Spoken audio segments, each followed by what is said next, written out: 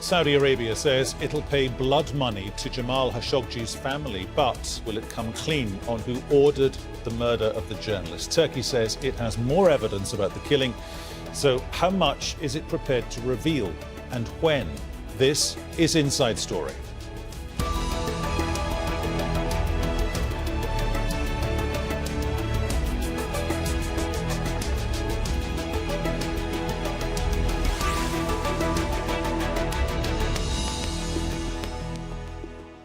Hello and welcome to the programme. I'm Peter Dobby. We all know it was murder committed inside the Saudi consulate in Istanbul. Sources have told Al-Jazeera the kingdom's prepared to pay so-called blood money to Jamal Khashoggi's family and to his fiancée. But more than 1 month on, there's still no body. Details of the gruesome killing continue to be leaked, but Turkey still holds possibly the most damning evidence yet. And it says it'll be released once the investigation is finished. With the latest from Istanbul, here's Hashim Al-Bara. More than a month since he was killed, Jamal Khashoggi's body has yet to be found, and there are more questions about his murder. But Turkish authorities have increased their pressure on the Saudi government by slowly leaking vital information. According to Turkish sources, CIA Director Gina Haspel was briefed on the murder and had access to crucial evidence suggesting the order came from the highest levels of the Saudi government. Riyadh insists no member of the ruling royal family had a role in Khashoggi's death.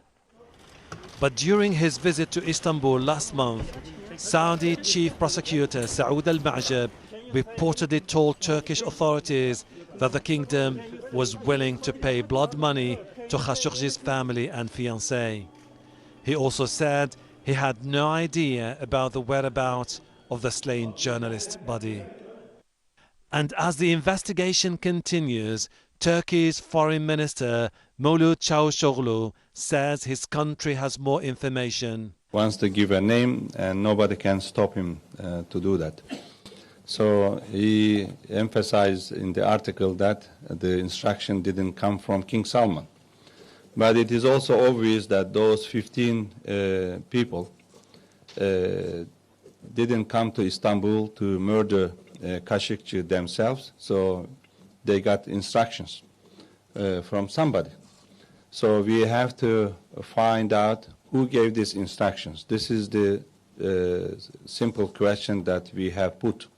According to the Turkish daily Sabah newspaper, staff at the Saudi consulate tried to tamper with security camera outside the consulate, but Turkish police managed to retrieve the footage, providing the now famous image of Khashoggi walking into the building on the day he was killed. And we're finding out more about the teams that were sent to Turkey from Saudi Arabia.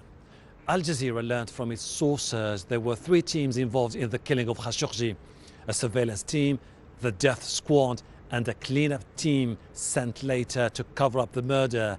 For Turkish officials, this confirms their belief the case was premeditated and ordered by someone senior in the Saudi government. Hashim Al-Bara, Al Jazeera, Istanbul.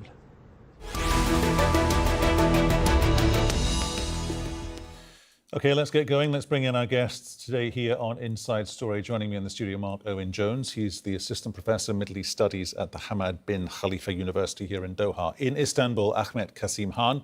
He's a lecturer in international relations at the Altanbash University. Also here in Doha, Mohamad Elmasry, an Associate Professor in the Media and Cultural Studies Programme at the Doha Institute for Graduate Studies. Welcome to you all. Mark Jones here in the studio. Blood money. How do you put a price tag? How do you monetize what happened to him? You can't monetize taking a human life. As far as I see it, this is a way of trying to buy Salah Khashoggi's silence. The problem with the blood money, though, is that often this, as a solution to a case, is in lieu of justice. So the worry about the blood money is that that will be done to exonerate those involved in the actual killing. And so I think if this blood money is accepted, it's going to be massively problematic for the pursuit of justice within Saudi Arabia of the killers of Khashoggi. Mohamad Elmasry, also here in Doha. If the blood money is accepted, is it a problem for the people who accept the blood money? I think as Mark just said, I think it's going to be a problem, all the way around, and in particular for the Turks. I think the Turks have taken this case on as kind of a sort of a national cause now. They're pursuing truth. They're pursuing justice. So if they sort of let the Saudi authorities off the hook with only a slap on the wrist, and I think the blood money would be just a slap on the wrist, then they will be perceived to have been sort of derelict in their duty. The Saudis would obviously welcome this. They want this story to go away. They want this to exit the news cycle as soon as possible. They'd love to be able to move on to life as sort of business as usual.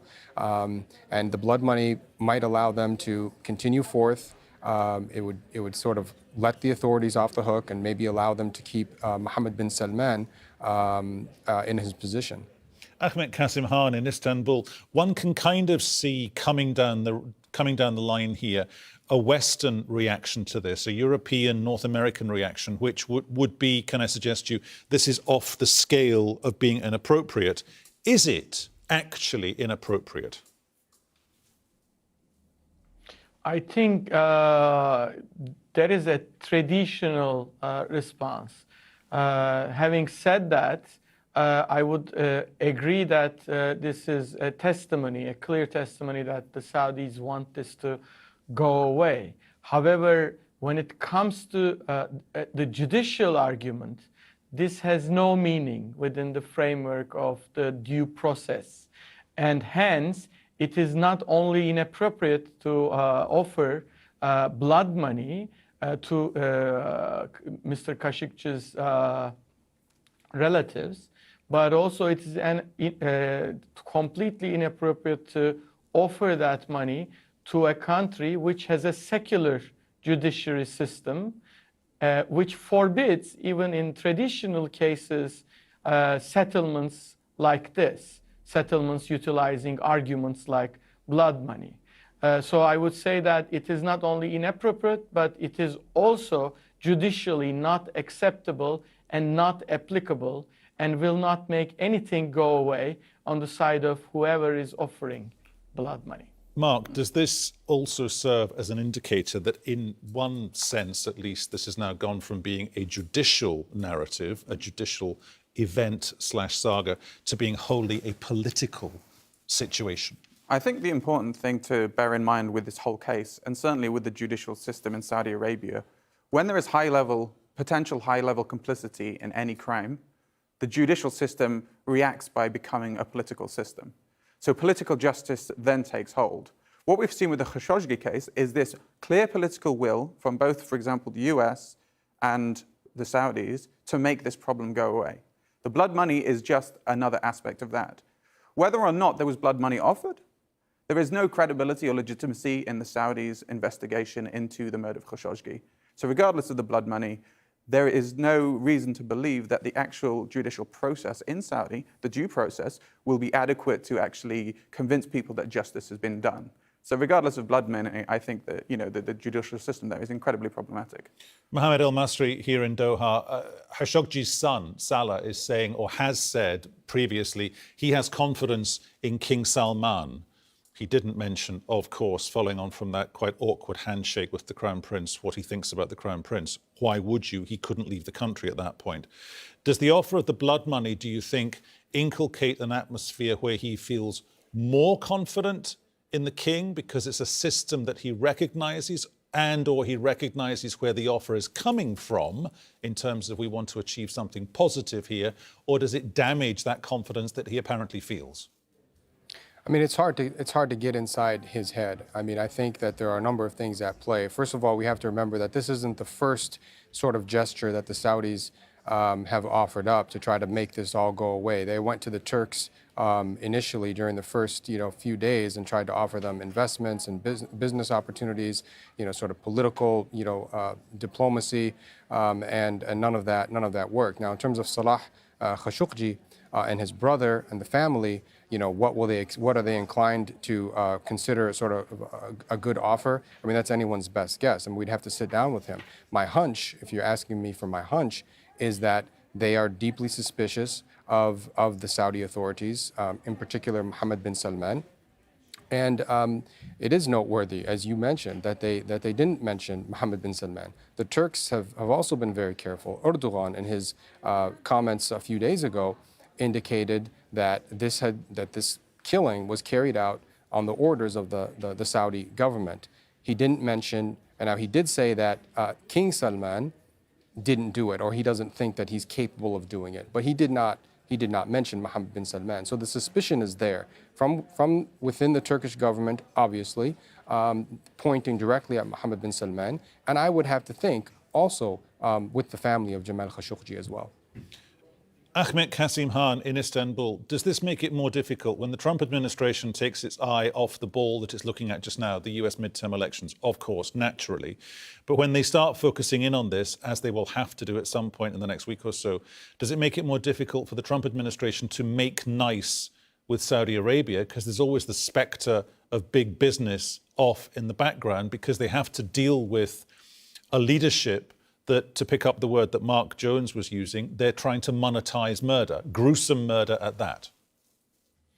There is no way that one cannot agree with what has been the remark that you have just shared.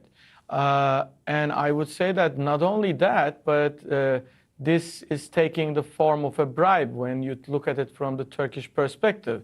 It is actually a confession of the gravity of the crime, and Turkey cannot allow that. Turkey cannot allow Saudi Arabia to buy its way out of this. This is, as I said, a confession, and it is a reason, all the more so a reason, I should say, to further pursue the case. When it comes to the Trump administration, I hope they will also take it like that.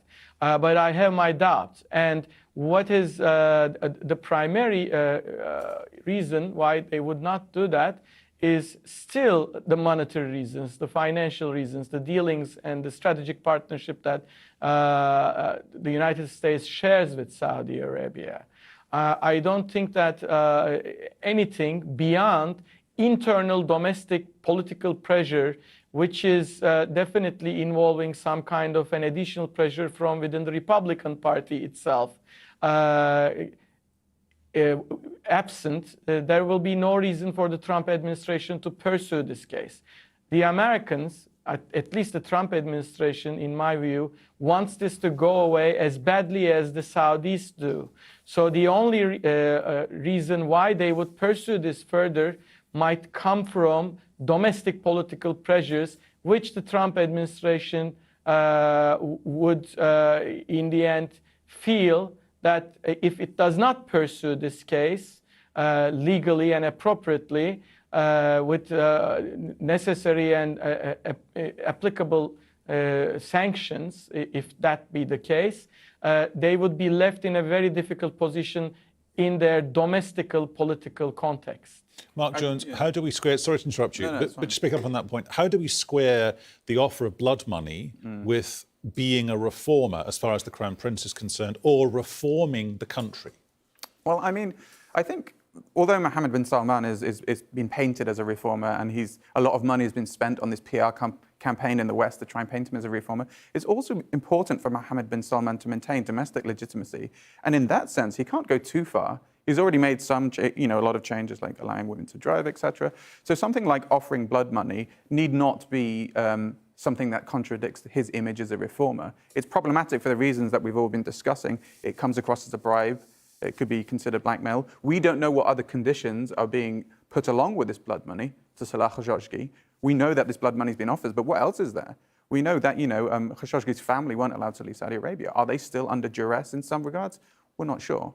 But I think to answer your question, I think it's important to remember that Mohammed bin Salman, whilst young and impetuous, and at times unpredictable, is also aware that, when it comes to matters of justice, there is this domestic consideration to take into account.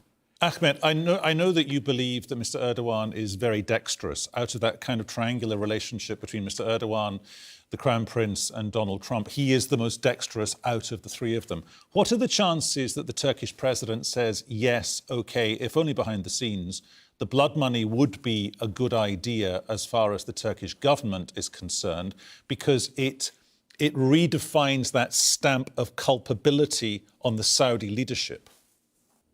Well, I would not say that the second part of the assumption would hold true under any circumstances.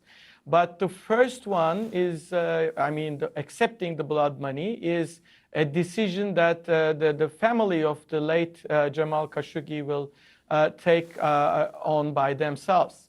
And if they choose to accept blood money, there is nothing that Turkey can do for dissuading them for not doing so. However, a legal due process is a legal due process. So when it comes to Mr. Erdogan, blood money alone, whether political or judicial, will not solve anything. That is my firm assumption. If we think about this as a judicial case, there is a due process from the Turkish perspective.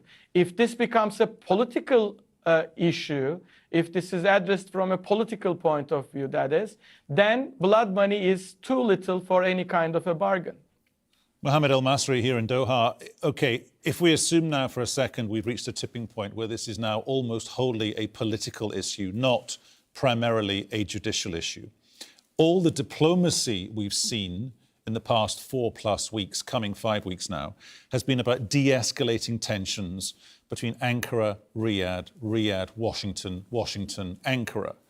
Would the blood money be a good idea if it carried on de-escalating those tensions? Well, it depends on from whose perspective you're talking. I mean, from the Saudi perspective, as I mentioned a few moments ago, it's a great idea, right?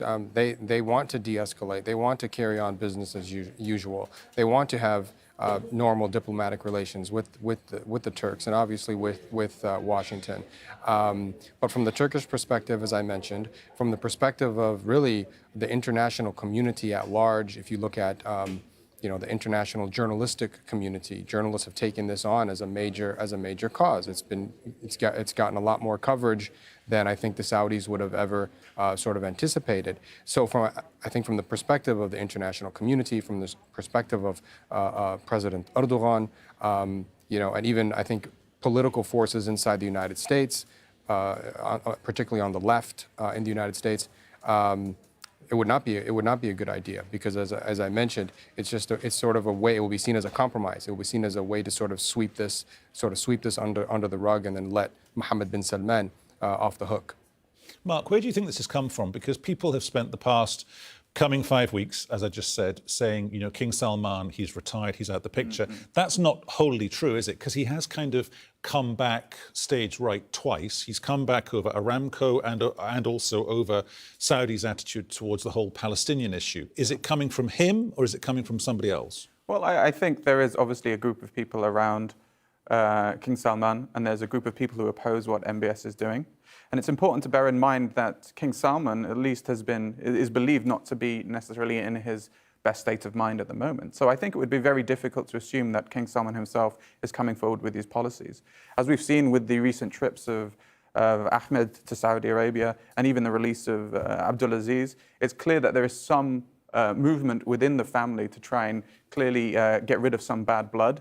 And I think a lot of those people will be involved in the decisions and speaking to King Salman about recommending policy. That's not to say that they'll be trying to usurp Mohammed bin Salman. Even if people wanted him to go, he's not the kind of person who would go without a fight. But I certainly think they're getting other heads into the equation to come up with damage limitation strategies to deal with what Mohammed bin Salman has been driving forward. Ahmed, as a damage limitation exercise, what's your reading of this just as a basic principle? I mean, the murder itself was clearly utterly incompetent. It was a success because a man lost his life, but it was how it was carried out and then how the Saudis changed their narratives, the narrative at least 4 times, I think it was, maybe 5 times now. Is the offer of the blood money more incompetence? I think so. As I said, this is not going to resonate well with at least Europe. I am sure that it is also not going to resonate very well with the public opinion in the United States. And also it's not going to chime well with press anywhere. And I would not say that this is a clever move. because if this is a search for a political solution, then it is too little. And if it is to be taken as a search for an extrajudicial traditional settlement, it is too ugly. I do not think that this is going to get Saudi Arabia anywhere, except the fact that it will be digging deeper to the guilty as charged position. So it is cornering itself. And that is not a very good idea, especially for a country which is going to be ruled probably by a prince who positions himself as a reformer. Mohamad Elmasry here in Doha. I mean, the Vienna Conventions have been breached. International laws have been breached. The Saudis react very, very, very slowly. In your mind, is it such a big surprise that this offer has been made at all? No, I don't think it's surprising at all, because the Saudis are, obviously meeting daily, trying to find a solution to this crisis from their perspective. They want it to go away, and this is them sort of grasping at straws. What can we do to make this go away? And they're hoping that that the Khashoggi family finds this amenable, and they're hoping that the Erdogan government finds it amenable, and that the justice, the case in Turkey is dropped. As I've said, and as the other guests have said, I think that's very unlikely at this stage. At what point, Mark, does this become wholly a political story and we forget about the judicial aspect, the criminality that took place inside that consulate building almost 5 weeks ago? I think the lack of Khashoggi's body serves as an important metaphor for the politicization of this case. Khashoggi's body, the need to find a body in a criminal investigation of murder is so important. There's forensics, there's DNA, there's a story there that can corroborate all the facts that have been coming out. The fact that his body has not been produced, and now there's rumors that it, for example, has been dissolved in acid, all point to the fact that this will not be resolved in a judicial or legal sense. It's closed off. And now with the offer of blood money, these movements behind the scenes to actually try and resolve this, as Ahmed said, in a traditional way, suggest that this is not going to be a legitimate criminal investigation into this case. And when his body is found, if it is found, I don't think it will be, it will probably be in a state that won't be particularly useful for the purpose of criminal investigation. Ahmed, all three of you seem to be saying the same thing, which is this, that the Saudis absolutely do not want to pay a political price, but they are happy literally to pay a literal price. They are happy and content to put a price tag on this. That's the offer. That's the story we're discussing today on the programme. What does it tell you about the thinking at the highest level in Riyadh still about the consequences that may yet have to be paid for their actions in that consulate building in Istanbul? Well, if you think about it, if we take the assumption of Saudis trying to pay their way out of this crisis as correct, then we have to assume a couple of things. Here is how. We should remember what Prince Turki Al Faisal once said. He said that the Saudis do not sanction and execute intelligence operations. They pay for them. This is a remark that he made during the Afghan war, during the Soviet invasion.